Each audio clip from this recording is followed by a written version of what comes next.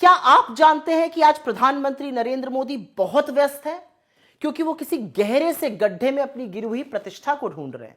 और ये मैं नहीं कह रही हूं, मोदी जी ने ही तो कहा था कि जैसे जैसे रुपया गिरता है प्रधानमंत्री की प्रतिष्ठा भी गिरती है। अब जब रुपया 90 के पार हो गया तो सोचिए कि इस गहरे कुएं में उनकी प्रतिष्ठा जाकर धंस गई होगी।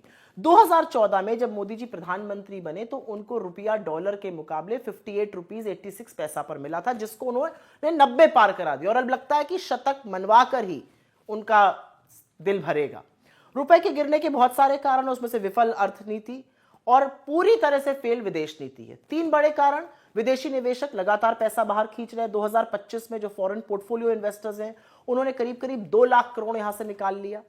अमेरिकी टैरिफ का हमारी अर्थव्यवस्था पर घातक प्रहार हुआ है। ट्रेड डील ना होने के कारण रुपया और कमजोर हुआ है।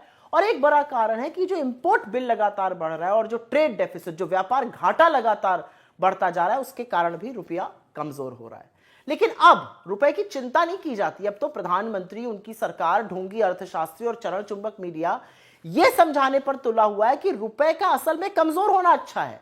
और ऐसा सभी करेंसीज के साथ हो रहा है। यह बिल्कुल झूठ है। रुपया एशिया की सबसे वर्स्ट परफॉर्मिंग करेंसी है। अप्रैल से अक्टूबर 2025 में इंपोर्ट बिल लगभग 650 बिलियन डॉलर का है, मतलब 58 लाख करोड़ रुपए, जो कि पिछले साल के मुकाबले 10% ज्यादा है। और ऐसा नहीं है कि आरबीआई ने कुछ किया नहीं। आरबीआई ने रुपए को मजबूत रखने के लिए करीब करीब 40 से 42 बिलियन डॉलर, करीब 4 लाख करोड़ रुपए खर्च किया, लेकिन उसका कोई असर नहीं हो रहा है। पर अगर आपको लगता है कि रुपया कमजोर होगा और उसका असर आप पर नहीं पड़ेगा, तो सुनिए, रुपया कमजोर होने का मतलब है देश का इंपोर्ट बिल बढ़ेगा।